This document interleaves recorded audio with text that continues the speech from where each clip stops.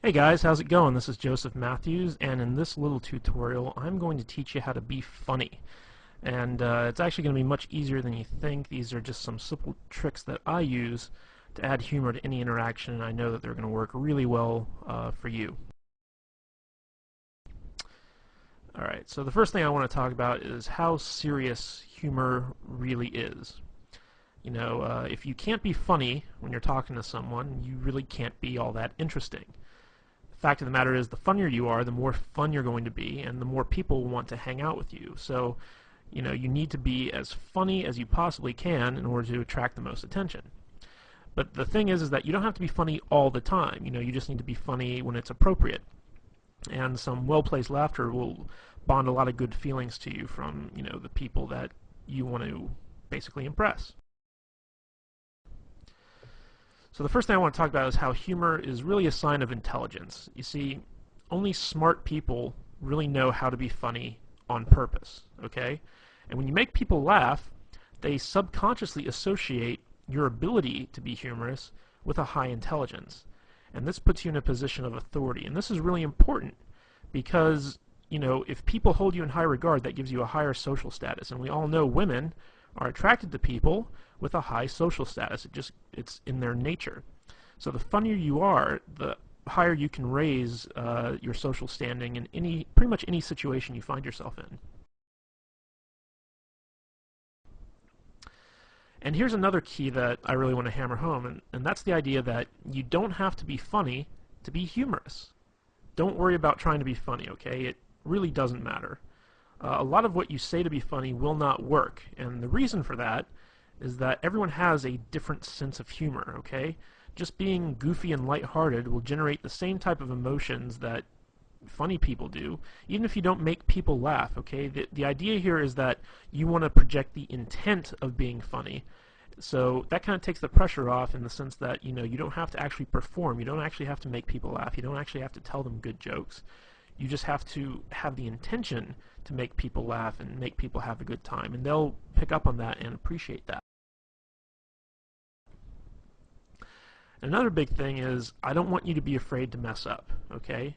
Being funny is an art form. You won't always succeed, but that doesn't mean that you shouldn't try, okay?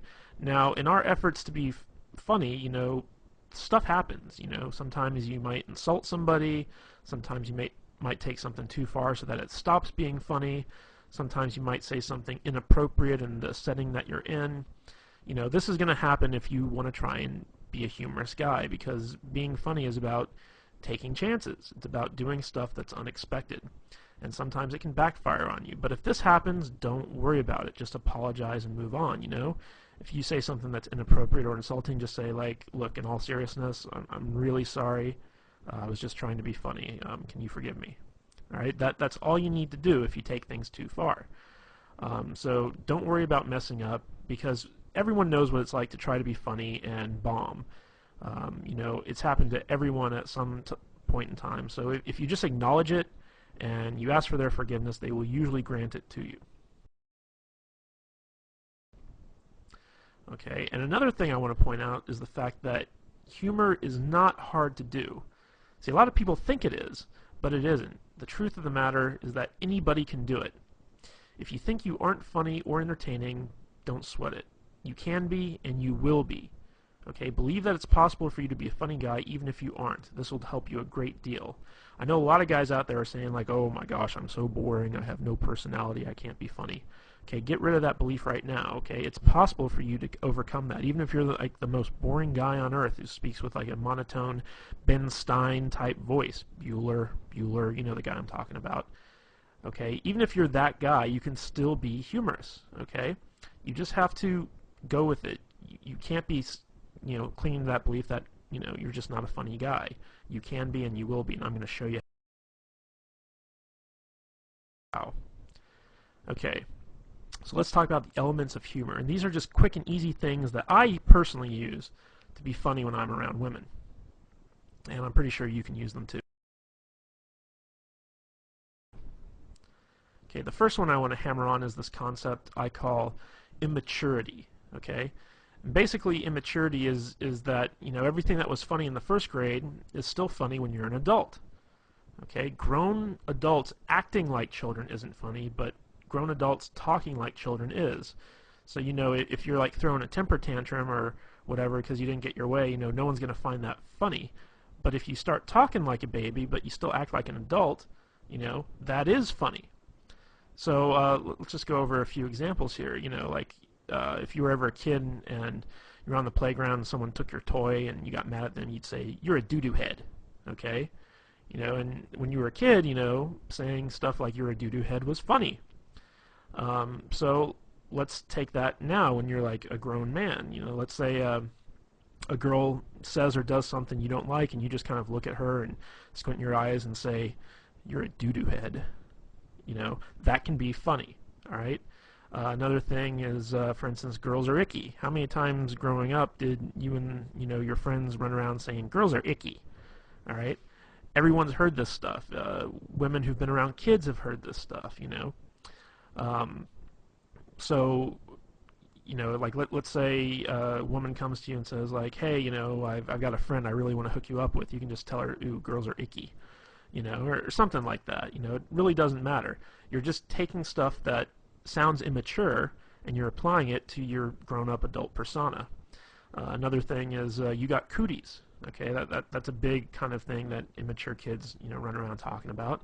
So like let's say you're out on a date with a girl and she's having you're having dinner and she says, "Oh my God, the mashed potatoes are so good, you gotta try some."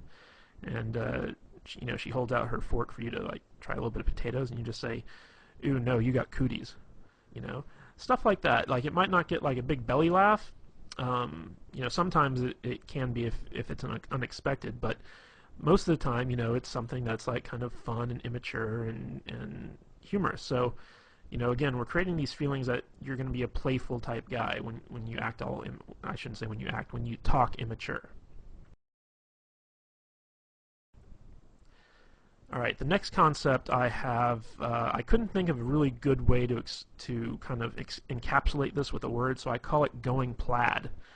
And this is really a lame Spaceballs reference. If you've ever seen the movie Spaceballs, they have light speed, they have hyperspeed, and then they have plaid. And going plaid means that you're going so fast that you actually turn the color plaid, which is like a mishmash of all these different colors. And basically, I use this concept to explain that you take a complaint or a criticism that someone makes of you, and you own it. And then once you own it, you take it way further than anyone ever really expected you to, okay? So let me give you some examples of this. Let's say you're out with a girl and you say something kind of stupid, and she says, "Ugh, you're such a dork." But she says it in like a fun way. Like she doesn't really mean it. She just says, "Oh, you're such a dork." And you can respond to that by saying, "You're right. I am a dork. I'm the king of the dorks, as a matter of fact. We always get together once a year and have an election, and I've won like the past 12 dork years in a row. And wait till you see my massive Star Wars figurines collection back at home. It's going to make you so hot you won't be able to resist my dork-like charms." That's what I mean by going plaid, is you take something that could be considered something that's negative, and not only do you own it, but you take it to its most ridiculous extreme. So, let's say, you say something kind of funny, and a girl kind of says, jokingly, "Oh my God, you're weird," okay? And, you take that and you're like, "You're right, I'm the weirdest guy you're ever going to meet. In fact, I bottle my own urine and keep it in my refrigerator and label it based on, the time of day and, what month it was." And that's not weird at all. I just think that, it's kind of cool. So you take stuff and you bring it to an extreme, and maybe the urine thing, I just did that off the top of my head. Maybe the urine thing was going a bit too far, but you see what I'm saying. If a girl says you're weird, you say, "You're right, I am weird, but you must be weird too because you're hanging out with me." You take it, you go to the extreme. Another one is when a girl says, "Oh my God, you're so mean." This will happen a lot if you do a lot of teasing. So if you're teasing a girl, she'll be like, "You're so mean. Why are you being mean to me?" And you just look at her and you just say, because I'm a mean person. Duh. I mean, what are you, stupid? Of course I'm mean. I'm the meanest guy you're ever going to meet, You must be a masochist because when you hang out with me, I'm going to be so mean to you. So that's what you got to do when you go plaid, is you got to own the stuff that people say about you, and you got to take it as far as you possibly can. Okay, the next kind of concept I want to talk about is dick and fart jokes, otherwise known as racy humor. Okay? Now, a lot of guys kind of shy away from this stuff, but you can't be afraid to joke about inappropriate stuff with women. Okay? Sometimes guys are afraid that it might be too sexual and it might scare the girl off or whatever, but the fact of the matter is, girls love dirty jokes as much as guys. And, in the off chance that they don't, if it is inappropriate or it's not their type of humor, once you find that out, shy away from it. Don't do it again. But, you should always not be afraid to kind of go out and give it a try. So some of the things I like to kind of lump in with the whole dick and fart joke mentality is exaggerating what women, find attractive. Okay? So, like, let's say that women like tall guys, okay? I'm not saying all women like tall guys, but let's say you meet a woman who does like tall guys, and you're like, oh my God, you're so into tall guys, like, you like the 8-foot giant people, everyone's a a midget to you because you only like guys who are like 10 feet tall. That's what you can do, and you can point out like really tall guys and be like, you see that guy right there over there? Yeah, he's not tall enough for you. Okay, he could be like, a basketball player 8 feet tall. You'd be like, no, he's not tall enough for you. You like taller guys. You like taller guys than that. So take some stuff that women like and exaggerate it. Accuse them of being sexual deviants. This always works really, really well. I don't know why, but when you look at a girl and you start accusing her of being into like some crazy stuff, one of two things will either happen. She'll either completely deny it, in which case you take it further, or she'll play along with it, in which case you take it further. Okay, so let me think of an example of this. Just be like, you could look at her and be like, oh my God, look at you. Like, I bet you're like the type of girl who loves to be like tied up and spanked. Like that totally seems like your personality. Like you're the spanking girl. You just love to spank people. Or you could also take it, be like, oh my God, like you're such a dominatrix in training. Like I bet you have like a bunch of whips and chains at home, and you can't wait to get me home and violate me in all sorts of different weird ways. Like you're scaring me. Like I really don't want to hang out with you right now. Okay, like that's the type of stuff that I mean when you talk about accusing them of being sexual deviants. Another thing is talk about how they want to rape you or take advantage of you. Now, this is a little bit of a role reversal thing because a big fear that women have when they're dating guys is that they're going to be raped or they're going to be taken advantage of in some way. But you can actually use this to your advantage by turning it around and saying stuff like for instance, if she brings you a drink, you can say like, you didn't slip a roofie in this, did you? Because the last thing I want to do is wake up in bed and find out that you completely took advantage of me. Or if she gives you a drink, you say like, are you trying to get me drunk? Because I'm not that type of guy. Stuff like that. You want to kind of accuse her of being the one trying to get you into bed, okay, or trying to take advantage of you in some way. And this is funny, but it also has like some underlying sexual tension aspects to it, which can be really fun. Another thing is to make fun of bodily noises. Like everyone thinks fart noises are funny, and you can just sit there and be like, with your mouth just go. And then accuse her of being farting. Just look at her and be like, ew, I can't believe you. Ew. It's funny because it's obvious you're the one doing it, but you're accusing her, so, it gets some laughs. And the last one is to accuse women of having outrageous fetishes. Okay, and this is stuff that where you take the most mundane thing and you turn it into a fetish. Okay, so for instance, like let's say that you're talking to a girl and she's complaining about having to go to the optometrist to get her eyes examined, and you can say something like, you don't fool me, I know your secret, you have an optometrist fetish, like you have optometrist porn at home that you secretly jerk off to, and you can't wait to go to the optometrist because like you're in love with the optometrist. You know, you take mundane stuff and turn it into a fetish. Like, you know, lots of girls love to shop for shoes. So you say, like, oh my God, you have such a shoe fetish. Like, you know, if those shoes were like a man, you'd totally have sex with them. You know, that's what I mean by turning stuff into outrageous fetishes. Okay, recall humor. Recall humor is basically taking what was funny once and continue to have it be funny again.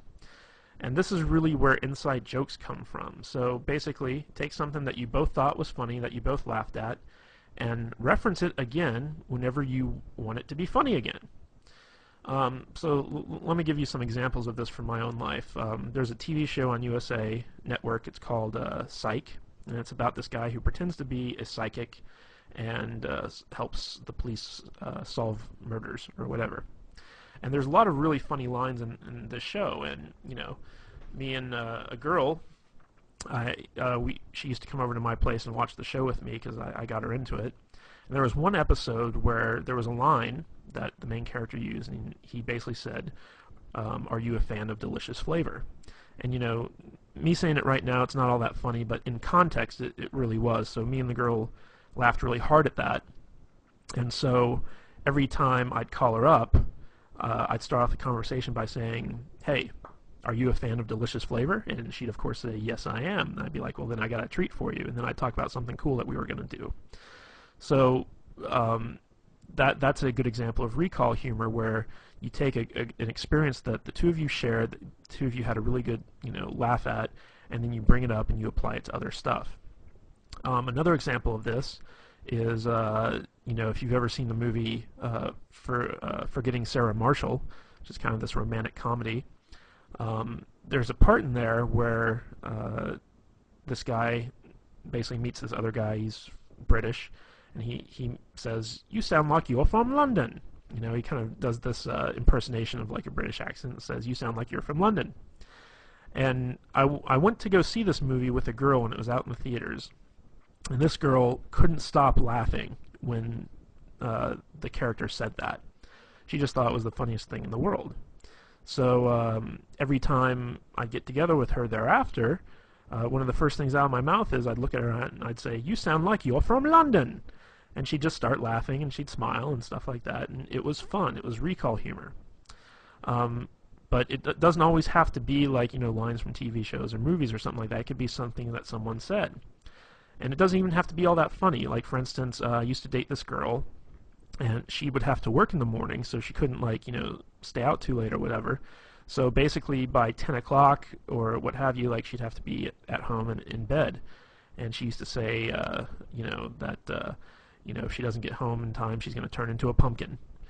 So I would use that. And whenever we were out, I'd look at the time and say, like, uh-oh, you know, like you're only a couple minutes away from turning into a pumpkin or something along those lines. And it was, you know, it's this kind of fun thing where you have this inside joke that like no one else really gets except the two of you, because you're the only ones that really experience that. So if you've ever had that experience with a girl, be sure to call it back up and use it when you need to. Okay, the next thing I want to talk about is ambivalence, and this is actually one of my favorite ways to be funny, basically. And what ambivalence is it's basically you look forward to something bad happening, or you take pleasure in someone else's misfortune, and you're also kind of unresponsive to bad things. And the reason that this works is because these types of reactions are really shocking and surprising, and because they're so unexpected, they are therefore funny. I'm going to use an example of this. If you've ever seen the movie Private Parts by Howard Stern, there's a whole scene in there where he talks about being in Vietnam and thinking it's unfair that, you know, that they miscounted the number of confirmed kills he got, because what he did was he went and he found a school full of Vietnamese children, threw a grenade in there and killed like 80 of them. And when his sergeant, you know, came to count the bodies, he said, you know, "Private Stern, these are kids. That counts as one kill." So, you know, this kind of horrible story about, you know, going to a school and killing like 80 children, and being upset that it only counts as like one kill, That's an example of ambivalence. You know, you're taking this horrible, horrible act in wartime, no less, and bragging about it and being upset that you didn't get credit for killing all those children. So that's kind of an example of ambivalence where you take something bad and you actually kind of take some type of delight in it. So a little bit of a better example of this, like let's say you're talking to a girl and she's complaining about how she works really hard but she never has any money. She's like, oh, I'm so poor. You can take a lot of glee in that. You can be like, yep, looks like you're gonna have to start, stripping or walking the streets or something like that. You're gonna need to make some extra money. You just kind of take pleasure in the fact that she's poor, and you start kind of trying to get her to do all these terrible things to make money. Like looks like you're gonna have to be a drug mule. I'm gonna have to fly you down to Mexico and shove condoms full of cocaine up your butt and then take you back across the border in order to help you pay a rent. I mean that's a good example of ambivalence. Another thing is basically being unresponsive to bad stuff. Like for instance the whole global warming thing. Like people are all about global warming. We gotta save the planet. We gotta do this. We gotta do that. And you could be like, screw global warming. I'm cold now. It's like I want it to be hot. I want the world to be warmer because it's freaking cold out and I don't like the cold. So that's another example of ambivalence. And ambivalence really stems from just like being lazy and not caring. Okay, that's how this humor works. Is everything that someone says to you, like you can just be like, whatever, and it's funny. All right, here's another thing I call gayness. Now, I'm not saying that gay people are bad or whatever, but you got to admit that gay people are funny. Gay men, masculine men doing feminine things is always good for a laugh. And stories are also always much funnier when they're told in a gay voice. So, whenever you're hanging out with a girl or whatever and you start talking gay, she's going to enjoy it. She's going to laugh because it's something that's like different from who you really are, which is, hopefully, a straight, heterosexual, masculine man. So, like sometimes I'll be like, hey, it's gay story time, and then like I'll tell like a normal story that I was gonna tell anyway, but just do it in a gay voice. Be like, I'll say something like, oh honey, you don't even know, like, oh my god, the thing with the thing and that guy, oh my god, I can't believe he said that. I'll just go off and I'll riff, but I'll do it in a gay voice. And women, for some reason, I don't know why, they always love it. I don't even think my gay voice is all that good, to tell you the truth, but they like it. Okay, and another great way to use gayness is to pretend to be one of her girlfriends. Like if a girl starts talking about, like something that she'd normally talk about with her girlfriend, I'll be like, wait, pause 1 minute. I'm just going to take my balls, I'm going to put them in this imaginary jar here, like, okay, I'm putting my balls away, I'm totally your girlfriend right now, just talk to me like your girlfriend. So, sweetie, what's the problem? And then, so it'll be funny and she'll laugh and then she'll start telling me. So you can do a lot of stuff about like, kind of emasculating yourself, acting gay, talking gay, things like that, and, women like it. Okay, another thing is ridicule and teasing. Here's an interesting fact, is that people hate to be made fun of when they're the ones being made fun of. Okay, they hate ridicule when they're the target, basically. However, people love it when other people are made fun of, especially people in authority or people they personally don't like. Okay? So, let's say you're sitting down with a girl in a restaurant for dinner and your waiter's like, a real jerk, or he's not a very good waiter or whatever. You could start making fun of that waiter. Just start, ridiculing the guy. Don't do it when he's around, but as soon as he leaves, just turn to the girl and just be like, oh my god, that guy's asshole is puckered so tight you couldn't pull a pin from it with a tractor, and she'll be like, oh my god, yeah, and that brings up another thing, is that when you make fun of other people, it creates a sort of bond between the two of you, because it's almost like you're confiding in them your dislike of something else, and you can be united in your dislike for something. So she talks about something that she doesn't like or someone she doesn't like, pounce on that, start making fun of it, and she'll start making fun of it too, and before you know it, you two have created a bond over that. Okay? So, use ridicule to ridicule other people, but never, ever, ever ridicule yourself or the girl that you're with. Okay? When you turn ridicule on someone else, they'll tend to get defensive, or it'll lower their self-esteem or what have you. What you want to do is, if you're going to target the girl that you're with, tease her. Okay? And there's a difference between ridicule and teasing. Okay? Good-natured teasing is funny, but if you take it too far, it becomes ridicule.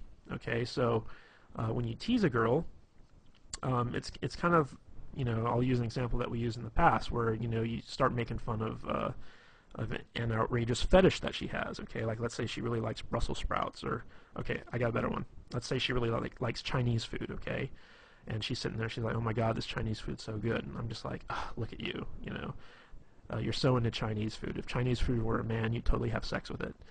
That's an example of teasing. But like looking at a girl and saying like, oh my God, you look so fat in those jeans. That's not teasing. That's being mean. So you want to walk that fine line. But if you ever got to ridicule someone, always ridicule someone other than yourself or the girl that you're with. Make sure that it's someone that she doesn't like, or someone in authority, like for instance the president. Even if she likes the president or she dislikes the president, whatever, it's always funny to make fun of people who have some type of authority position. You can also make fun of her boss, or your boss, or whatever, someone that has some type of authority over you. Alright, the next one that I want to talk about is impressions. Now, the fact of the matter is, everybody loves impressions, even the bad ones, okay? So, if you want to be funny, when you're telling a story, always do impressions of the different characters that are in the story. It could be a story of you and your friend Bob, and every time, Bob says something, you do it in the Bob voice, and the Bob voice can be something like a really high-pitched, whiny type thing. There's a guy in my group of friends, and his name is Adam. And me and my friends always do impersonations of Adam whenever we tell stories. And when I talk about my friends to the girls I'm with, I use this Adam impression. And it's kind of funny because, Adam, he has this really deep voice, but when we when we do our impression of him, we make him sound like a complete idiot. So we'll say like, yeah, yeah, I really like that, yeah. And that's our Adam voice, okay? And it totally sounds nothing like him, but it's a funny voice. So like when we tell the stories to the girls and we use our Adam voice, the girls really laugh, and they're like, does he really talk like that? And you're like, no, actually, he's got like a really deep voice, but we just like to use that voice. And before long, sometimes the girls even start doing the impressions like that. So you don't even have to worry if you can't do good impressions. Like, do bad impressions and then brag about how bad they are. So for instance, like let's say you're doing an impression of the girl you're with. Like obviously it's hard for guys to impersonate female voices, so you can just do it in a really high-pitched, shrilly voice. It's like, oh, I'm so tired, I don't want to go out. Why are you making me go out to dinner with you? I don't even like this place. You can start pretending like that's like your impression of her, and she'll be like, I don't sound like that. And you're like, I don't sound like that. And it's a bad impression, but it's funny. And another way you can do this is do impressions of celebrities or really well-known people.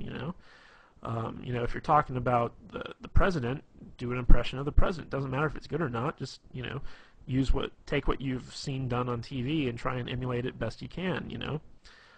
People really respond well to impressions because it's kind of like this theatrical performance. Even if it's not very good, like you're creating a whole new character that they can get into.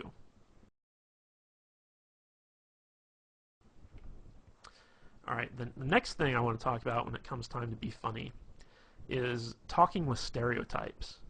Now, all stereotypes are funny because there's always some measure of truth to them. Even if they're completely offensive and out of left field, they're still funny.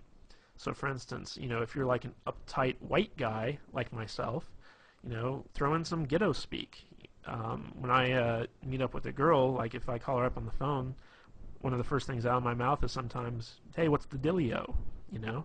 I don't really talk like that. I don't say like, what's the dealio, you know? Like, it doesn't sound right coming out of my mouth. But, you know, when I'm calling up a girl and I want to be funny and playful, I use like what I like to call ghetto speak, which, you know, like ebonics and, you know, stuff like that. It's like, call her up, hey shorty, what's happening? You know, I mean, like really, you know, dumb stuff like that when it comes to me saying it. Now, on the flip side of that, if you're a ghetto black guy, talk like an uptight white guy, you know? Dave Chappelle does this really well, where he has this very white voice that he uses sometimes, and that's funny, you know, because you're kind of playing into this stereotype that white guys have like this very proper diction, and you know they're very uptight. If you're an Asian guy and you want to talk like Hong Kong Phooey, you know, with like the Asian voice, you know, go for it, because Asian guys can pull that off. Even though it's like very offensive and stereotypical, it's funny. If you're an Indian, talk like Habib, you know, like the guy from The Simpsons. It's like, thank you've come again, you know, that type of thing. You can get away with it because you're Indian, you know. If you know, other people were doing it, it might be offensive, but you got to take stereotypes, and instead of being offended by them, use them to your advantage. And when you do this, you want to take those stereotypes and blow them way out of proportion, you know, like just take them to their furthest extreme. People love it. Okay, another thing is sarcasm. And sarcasm is probably the easiest type of humor to do, but it's the hardest to appreciate. The more intelligent someone is, the more they can appreciate sarcasm. But just a word of warning here, people with low self-esteem, they don't really like sarcasm, okay? Because it can come off as being really offensive. There was the show that used to be on Comedy Central, I don't know if it still is, but it's called The Kids in the Hall. And it was basically a sketch comedy show. And they had a sketch on there called The Sarcasm Man. And basically it was this guy who had a speech impediment where everything he said sounded really sarcastic. And people people were always pissed off with him because it always sounded like, you know, he was just like making fun of them. So, you know, someone would come up to the guy and they'd be like, hey, you know, like, my name's Jim. What's your name? He's like, oh, hi, Jim. My name's Bill. You know, and then the guy'd be like, dude, why are you being so mean? Like, I just came up to introduce myself to you. And it's like, what? I'm not being mean. You know, and it went on like that for like, you know, a good, you know, 10, 15 minutes, where the guy was just getting more and more upset, and the guy would have to explain like, oh, I'm not being sarcastic. I have a speech impediment. It's a real problem. And, you know, that was kind of like the punchline to the whole thing. So basically, when it comes to sarcasm, you basically got to act like the person you're talking to is a complete idiot, and you have to lower yourself to their level in order to effectively communicate with them. That's basically what sarcasm is you have a feeling of superiority over the person, and you're kind of poking fun at the fact that they're dumber than you are. And oddly enough, lots of girls really love sarcasm. They really love sarcastic humor, and a lot of girls, as a matter of fact, have a very sarcastic sense of humor themselves. Like, their type of humor is sarcastic. So if you're a guy, you tend to gotta put up with a lot of sarcastic women. So, and another thing I just want to point out is a lot of the stuff I've been going through with you guys with so far in this presentation is stuff I've learned from women. Like, this is all humor that I've gotten from girls that, you know, made me laugh. And I kind of sat down and was like, what is it they do that's funny? And it's very easy for like a girl to act like, you know, she's better than you and she's smarter than you, and she's got to talk down to you in order to do that. If you're dealing with sarcastic humor from someone else, play into it. Just act like you're a complete retard and be like, you're right, man can't talk, you know. Just go with it. If someone's kind of treating you like that, take it to its, you know, logical extreme. When you're dealing with someone who's sarcastic, you can pull the sarcastic humor all you want. But if you're dealing with someone who's not sarcastic, who has, you know, low self-esteem, who's kind of like sweet or whatever, you don't want to go the sarcastic route. Okay, another thing I love to do is use nicknames. Nicknames can be a lot of fun, and they can be really funny. And the more ridiculous the nickname, the better. One of the cool things about nicknames is that it really does create a bond between two people, because when you name something, you imply a certain sense of ownership, and it also becomes a type of inside joke between the two of you. A good example of this is one time I started dating this girl. Her name was Katie, and her email address was something like Goofy Kate, 123 or something like that. And when I got emails from her, it was always, from this Goofy Kate email address, so I just started calling her Goofy Kate, and eventually that got shortened to Goofy. And every time I'd see her, I'd be like, "Hey, what's up, Goofy?" And she'd laugh and whatever. But to me and her, it was she was Goofy. That was her name. There was another girl I met where I used to call her Fuzzy Bunny. I don't even remember why. I just called her like Fuzzy Bunny for no real good reason. But that name kind of stuck. She was my little Fuzzy Bunny. And as long as like you're not calling women like really offensive names, like bitch, slut, hoe. Even though I have had girls who I nicknamed that never to their face, but whatever. You kind of have this kind of endearing inside joke. And whenever you're in a relationship with someone, eventually nicknames like kind of pop up. So it's always good to kind of like be the first one to go out there and do that and start referring to them in that sense. All right, bad jokes. Good jokes are hard, bad jokes are easy. That's just the long and short of it right there.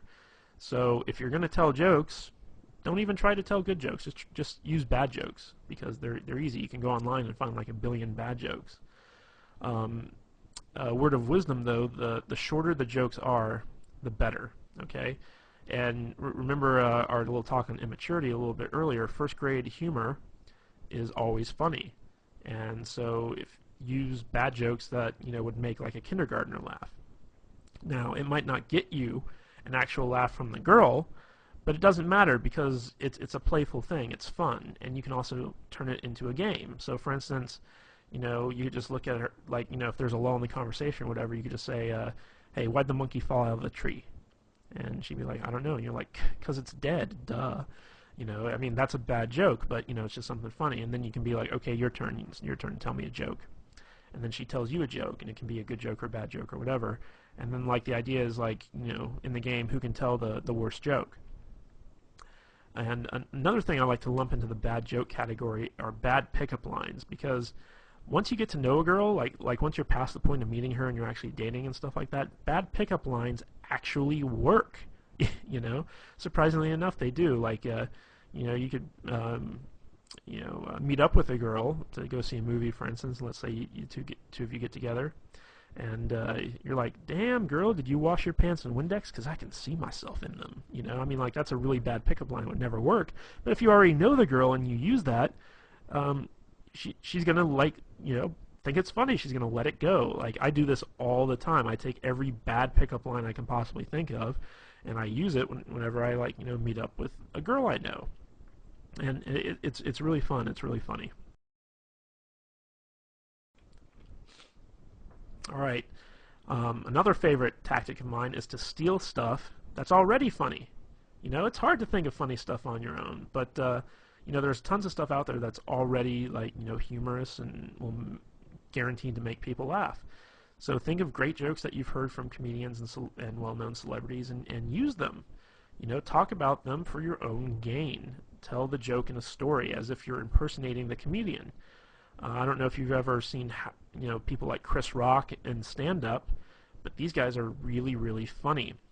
And you can even say to a girl, it's like, "Hey, you ever watch Chris Rock?" And she's like, "Oh, I love Chris Rock."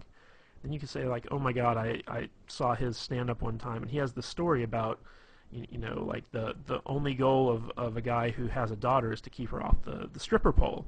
And then you can actually go into the exact same routine that Chris Rock uses in his stand-up and just like repeat it word for word, and it's still funny. Like, women get it. Like, then there's this whole other Chris Rock thing about having the dick in the jar. Like how every woman has like a guy friend who, in case she breaks up with her current boyfriend, she goes to him and just uses him for the rebound, and he calls that the dick in the jar.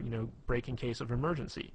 So I love Chris Rock stuff, so I have a lot of his stuff kind of memorized so that if there's a lull in the conversation, or I want to make the girl laugh or talk about something funny or take the conversation in a new direction, I can just pull out, something I love from Chris Rock, Dave Chappelle, Robin Williams, whoever, and just start, reciting it word for word, and maybe even do an impression of them while I'm doing it. So steal stuff that's already funny. It works really good. Okay, now let's talk about self-depreciation. Okay, this is the type of humor where you're basically making fun of yourself. And of course, people love ridicule as long as it's not directed at them.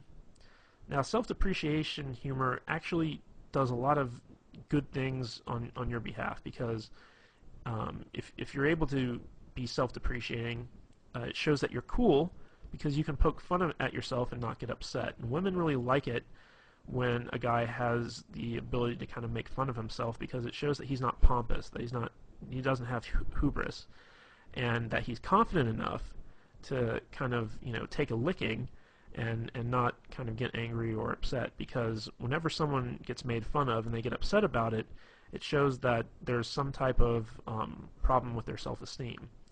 So people with low self-esteem can't tolerate being made fun of. So if you can tolerate being made fun of, and in fact you make fun of yourself, that shows that you have some measure of confidence and that you're a cool guy. Now, on the flip side of this, it's also a great defense mechanism. So like, let's say someone criticizes you, or whatever. Let's say you're out on a date and you have a run-in with some dude, and he starts making fun of you or criticizing you in some respect. What you can do is you can agree with whoever it is that's criticizing you, and then take it to a ridiculous extreme. This is really important, because this is where the humor comes in, but it's also a good way to deflect whatever criticism someone is heaping on you. So let's say you run into some guy, and he wants your chick or whatever, and he's like, dude, you're a freaking loser. Like, what's she doing with a loser like you? And you're like, oh my god, yeah, you're so right. Like, in a few months' time, I'm gonna be like shitting in a pickle jar. I just know it, but I can never really be as cool as you, man. Like, you're such a cool guy. Can you teach me how to not be a loser, please? Like, in fact, take my girl, please. Like, she needs to be with a winner like you. So basically what you're doing is you're agreeing with the guy, and you're taking it as far as it can possibly go, but in a way you're deflecting that criticism, and you're making him seem like a tool, all through the use of self-depreciation.